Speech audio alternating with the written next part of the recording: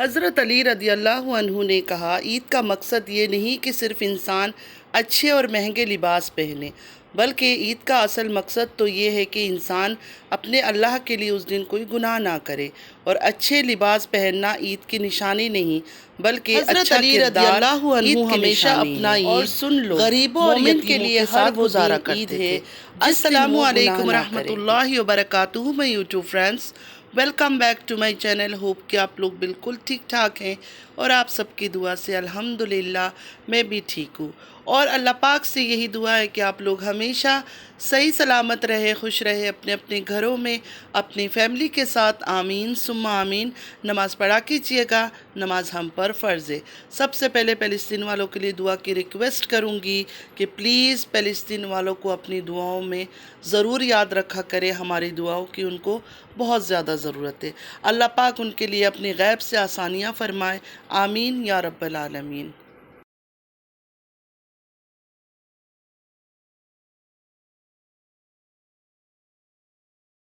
और अपने तमाम यूट्यूब फैमिली को, जो भी मुझे जहाँ से देख रहे हैं, जो मुझे पसंद करते, जो मुझे नहीं पसंद करते, सबको मेरी तरफ़ से, मेरे बच्चों की तरफ़ से, मेरी फैमिली की तरफ़ से ईद मुबारक। तो चलिए स्टार्ट करते हैं आज का रिएक्शन। काफ़ी टाइम हो गया मैंने रिएक्शन नहीं दिया, ऑलमोस्ट शायद 30 डेज़ हो गए मैंने रिएक्शन नहीं दिया है। तो अब कुछ बहनें कहने आ जाएंगे कि रिएक्शन देने की क्या ज़रूरत है। देखिए सिस्टर, बहुत ज़रूरत है। आप लोग सोचते नहीं है, बिना सोचे बात करते। अगर रिएक्शन नहीं देंगे तो कैसे चलेगा? रिएक्शन तो देना पड़ेगा। या तो हम ब्लॉगर बन जाए या तो हम रिएक्शन दे दें। तो मुझे ऐसा लगता है हम रिएक्शन में ही सही है, रिएक्शन ही देंगे तो ही सही है। क्योंकि ब्लॉगर बनने के बाद क्या होता है, अपना घर की दरवाज़ा खोलना पड़ता है और खोल के अपने घर के सारे गार्बेज निकाल कर बाहर डालना पड़ता है। मतलब यूट्यूब व्यूअर्स के सामने निकालना पड़ता है। वो हमारे लिए थोड़ा सा मुश्किल है, मतलब नामुमकिन है। अब फातिमा को ही देख लिया, अपने शौहर के इश्क में उन्होंने इजाज़त दे दी कि जाओ जाके शादी कर लो। क्योंकि उनको ऐसा लग रहा था कि उनके शौहर जो है ना, कुछ हो जाएगा, उनको कुछ कर लेंगे। वो दीवानगी की हद से गुज़र रहे थे वो। तो इन्होंने कहा कि जाओ जाके कर लो शादी। इंसान जब खुद ही परमिशन दे देता है कि हाँ जाके शादी कर लो, उसके बाद रोना धोना, ड्रामेबाजी, आज मेरी बेटी उदास, कल मेरे साथ ये हो रहा है, परसों मेरी आंखों में आंसू आ रहा है, कैमरे के सामने बैठ बैठ के जूम करके दिखाने का क्या मकसद है? ड्रामा ही है ना। मैं तो इसको ड्रामा ही कहूँगी, कोई कुछ भी समझे। मेरी बातें सिर्फ वो लोग बर्दाश्त कर सकते हैं जो सच सुनने की आदी है, जो सच सुनकर हज़म करने की आदत है, जो डाइजेस्ट कर सकते हैं। जिनको इंडाइजेशन होती है सच्चाई से, वो कभी भी मेरी बात से सहमत नहीं होंगे। सबसे पहली बात तो ये है, किसी का बच्चा अगर बीमार है, क्या वो औरत मीटअप पार्टी में जाएगी? मतलब मीटअप पार्टी में जाना इतना ज़रूरी था? एक सिस्टर ने आके फ़ौरन वीडियो बना दी, दुआ की हालत इतनी ख़राब है, उसका सांस ऐसे चल रहा था, उसका हार्ट बीट ऐसे हो रहा था। मतलब मीटअप पार्टी में जाने की क्या ज़रूरत है, वो भी बच्ची को साथ लेकर? मतलब कोई वजह होती है ना कि नहीं, कोई इमरजेंसी है, कोई अर्जेंट है, अगर मैं नहीं गई तो किसी की मौत हो जाएगी या कुछ हो जाएगा, तो इंसान बोलता है उस जगह में जाऊं।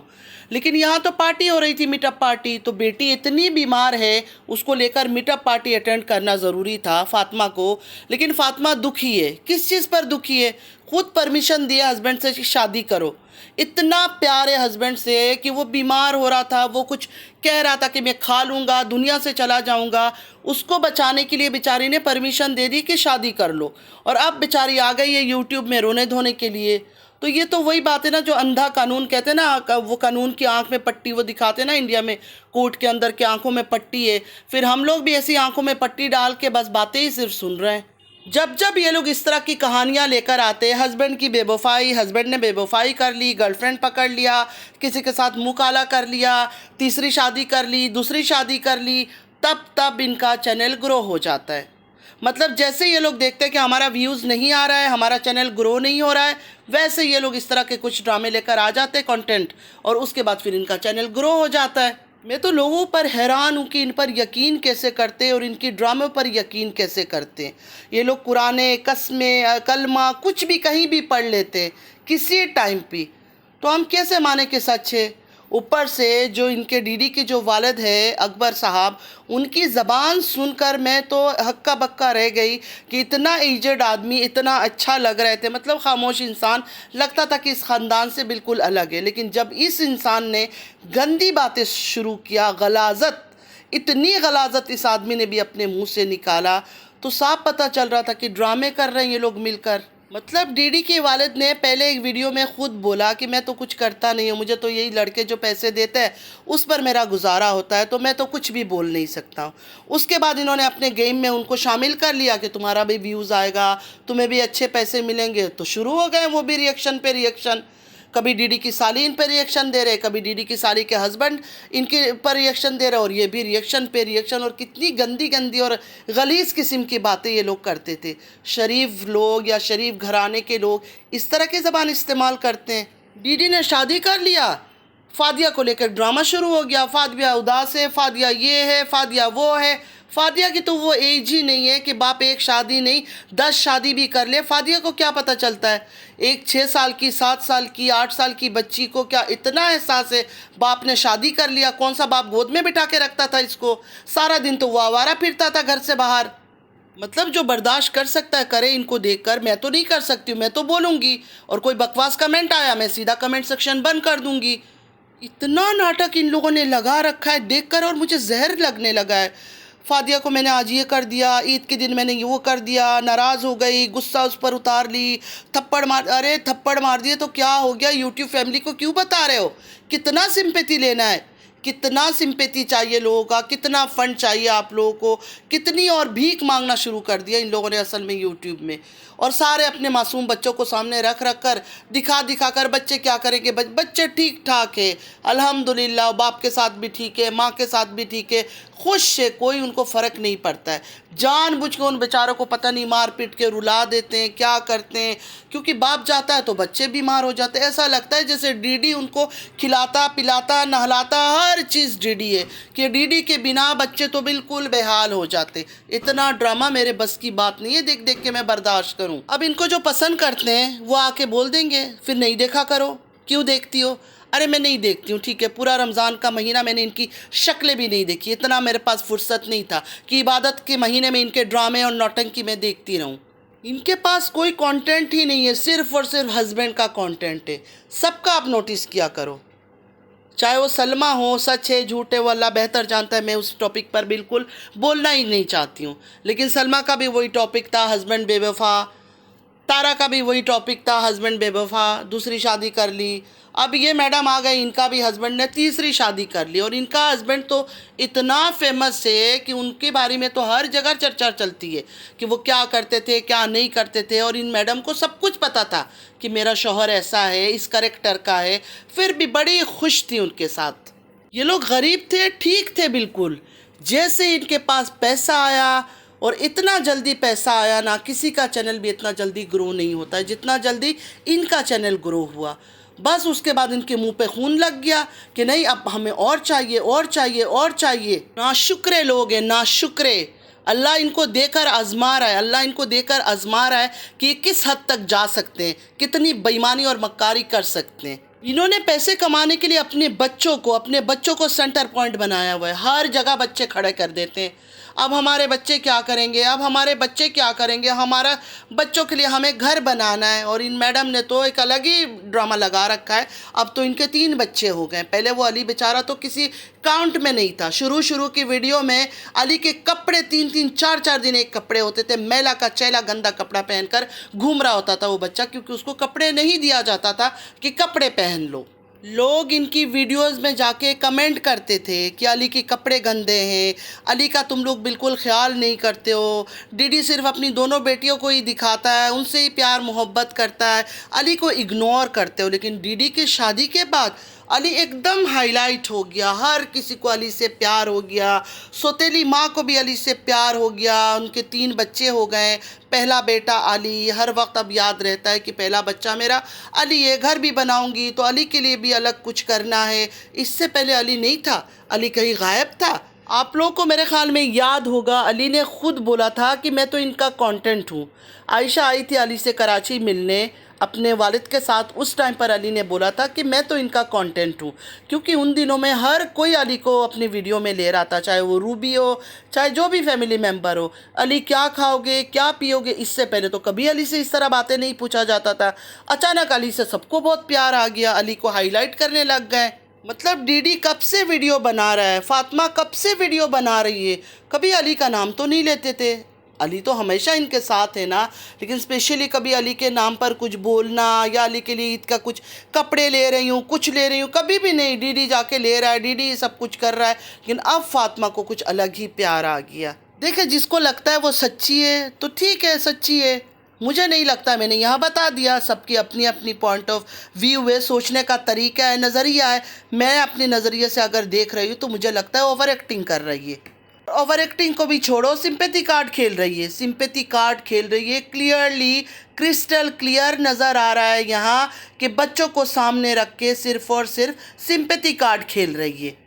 इन औरतों की तरह कोई औरत हमें दुनिया में ऐसे नहीं मिलेगी, मतलब नॉर्मल घरों में, आम घरों में ऐसी औरतें नहीं मिलेंगे कि हस्बैंड शादी कर ले, बेवफाई कर ले, कुछ भी कर ले, लेकिन ये लोग इतने स्ट्रांग होते हैं, फ़ौरन ये लोग अपने आप को सेट कर लेते हैं। बस बच्चों को दिखा दिखा के सिंपैथी कार्ड खेलते हैं, आंखों में आंसू भर लेंगे, बातें करेंगे, नहीं तो हर चीज़ इनका सेट है। ड्राइविंग भी सीखना शुरू हो गया, लाइफ भी शुरू हो गई, अदाकारियाँ भी शुरू हो गई। कैसे कैसे कर लेते ये लोग इतना सब चीज़ें। औरत दुखी हो वो तो फ़ौरन बात भी नहीं कर सकती है। ये बात मैं हमेशा कहती हूँ, औरत अगर दुखी है, हस्बैंड बेवफा निकल जाए, वो एकदम से बात नहीं कर सकती, कैमरे को फेस नहीं कर सकती है, बोल नहीं सकती है, बोलने से पहले रोना आ जाता है। लेकिन ये लोग तो कितना आराम से बैठ के बातें कर लेते हैं। यूनिक किस्म की औरतें, हस्बैंड शादी करके अगर बीवी ले आता है तो अपना रूम छोड़ देते हैं कि आप अपनी बीवी को लेके इस रूम में सो जाओ। उसके बाद फिर उसकी शादी का जोड़ा, सूटकेस, बैग, हर चीज़ करके उसको भेजते हैं, ट्रेन स्टेशन तक लेकर जाते कि हाँ जाओ, जाके शादी करो।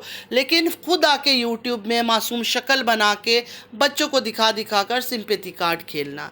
और कुछ औरतें इनमें ऐसी है, यूनिक टाइप, और एक ख़ास ये लोग भी हैं कि हस्बैंड जब पता चलता है नहीं किसी और की इश्क में मुब्तला है तो परमिशन दे देते हैं कि ऐसा ना हो कि वो कुछ कर ले, दुनिया से चला जाए, तो इससे बेहतर है कम से कम ज़िंदा तो रहेगा, हमारा सर का ताज। तो कह देते हैं जाओ जाके शादी कर लो। लेकिन शादी करने के बाद जब वो बता देता है कि मैंने शादी कर लिया, तो बेचारे यहाँ यूट्यूब में आके रोना धोना, अपने बच्चे, रोना धोना तो छोड़ो, मासूम बच्चे जिनको पता ही नहीं है कि घर के अंदर क्या सीन चल रहा है, क्या ड्रामा चल रहा है, उनको शो कर करके सिंपैथी कार्ड खेलते। शर्म आनी चाहिए ऐसी माओं को, ऐसे बाप को और ऐसे औरतों को। यूट्यूब में मैंने यही सुना है कि आयशा को छोड़ने के पीछे, जो डीडी ने आयशा को तलाक दिया, तो उसके पीछे भी फातिमा का हाथ था, क्योंकि डीडी का दिल फातिमा पर आ गया था, इन दोनों का इश्क चल रहा था, इस वजह से उसने आयशा को छोड़ा। डीडी के बारे में वो और बहुत सारी गंदी गंदी बातें निकल कर आई। पठान लड़की का निकल कर आया कि कैसे उस लड़की को इन्होंने बर्बाद किया, आज तक उस लड़की का पता नहीं है कि वो कहाँ है, माँ बेटे ने मिलकर उसको लूटा। तो क्या फातिमा को ये सब चीज़ें नहीं था पता? सब कुछ पता था, हर चीज़ में वो मंजूरी दे रही थी, मतलब ठीक थी। इनकी फैमिली में शादी कोई बड़ी बात नहीं है। देखिए, जब इनकी औरतें दो दो तीन तीन चार चार शादियां कर लेती है, तो मर्द अगर शादी कर लेता है तो इतना बड़ा ड्रामा ये लोग क्यों करते हैं, इतना उछल कूद क्यों करते हैं? ये तो उस फैमिली के लोग इस तरह के ड्रामे करें तो अच्छा लगता है जिनके घरों में मर्द दूसरी शादी करते नहीं हैं, एक ही बीवी के साथ ज़िंदगी गुजार देते, उसी के साथ जीते, उसी के साथ मर जाते। इनकी तो औरतें पता नहीं तीन तीन चार चार शादियाँ करती है। जिस ख़ानदान की औरतें इतनी शादियाँ करती है, अगर मर्द शादी कर लेता है तो ये लोग इतना ड्रामा, इतना रोना धोना, तमाशे क्यों लगा लेते हैं?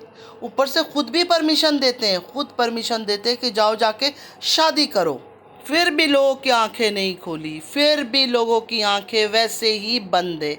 बंद आंखों से इनको देख रहे हैं, फील कर रहे हैं, और इनको लग रहा है ये सच है। बिल्कुल सच नहीं है, सारे के सारे झूठे हैं, प्लानर है, गेमर है। 70,000 सब्सक्राइबर गेन कर लिया है। अब क्या चाहती हो कि एक ही झटके में मिलियन सब्सक्राइबर हो जाए? टाइम लगता है, ठीक है, तो आराम आराम से गेम खेलो, इतना भी तेज़ मत भागो कि मुंह के बल गिर जाओ।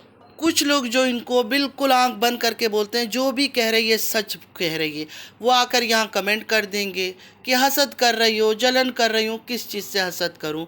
जब मैं सलमा पर हसद नहीं करती हूँ, तारा पर हसद नहीं करती हूँ, तो फातिमा पर हसद क्यों करूँगी? फातिमा पर हसद नहीं करती हूँ। इनफैक्ट मुझे ये बहुत पसंद थी, दोनों बहनें मुझे बहुत पसंद थी। मैं कहती थी बहुत ही पर्दे वालियाँ हैं, अच्छे हैं, लेकिन अब इनकी नाटक जो है ना बहुत बढ़ गया है, बहुत नाटक कर रहे हैं, बहुत ड्रामा कर रहे हैं। ओवर एक्टिंग जो है ना वो छुपती नहीं है, वो नज़र आ जाती है। पता नहीं लोगों को क्यों नहीं नज़र आ रहा है। तो फ्रेंड्स आज के लिए इतना ही। आज थोड़ा सा इसका वीडियो देखा तो मैंने इस पर रिएक्शन दिया। आगे चलकर धमाकेदार रिएक्शन दूंगी और अच्छा रिएक्शन अब सब पर दूंगी। कोई भी ज़्यादा बकवास करेगा, उल्टा सीधा बात करेगा, कमेंट सेक्शन ऑफ कर दूंगी। मैंने ये सोचा कि 2 साल से मैं यहाँ काम कर रही हूँ, मेरी कोई अर्निंग नहीं है, कुछ नहीं है, क्योंकि मैं बहुत अच्छी शरीफ दीन की बातें करने वाली बनी हुई थी। और ये लोग झूठ मक्कारी फरेब करके डॉलर पे डॉलर कमा रहे। घर ले लिया, मकान ले ली, गाड़ियाँ खरीद ली, फिर भी इनका भूख ख़त्म ही नहीं हो रहा है। इनकी भूख और बढ़ती जा रही है। तो फ्रेंड्स आज के लिए इतना ही। आज मैंने थोड़ा सा कोई वीडियो देखा था तो उस पर मैंने रिएक्शन दिया। मुझे लगा कुछ ज़्यादा ही ओवर एक्टिंग हो रहा है, ज़्यादा ही सिंपैथी कार्ड खेला जा रहा है। उम्मीद है आप लोग को आज का वीडियो पसंद आया होगा। अगर पसंद आया तो लाइक सब्सक्राइब शेयर ज़रूर कीजिएगा। नमाज़ पढ़ा कीजिएगा। नमाज हम पर फ़र्ज़ है। अल्लाह पाक हम सबको हिदायत दे। और आपसे मेरा रिएक्शन ऐसे ही होगा। जिसको अच्छा लगेगा वो सपोर्ट करेंगे, जो मुझे प्यार करते, जो मेरी पहले दिन से सब्सक्राइबर है, उनको पता है मैं सही बोल रही हूँ, मैं गलत नहीं हूँ। चलती हूँ, दुआ में याद रखिएगा। ज़िंदगी रही फिर मुलाकात होगी। अल्लाह हाफिज़।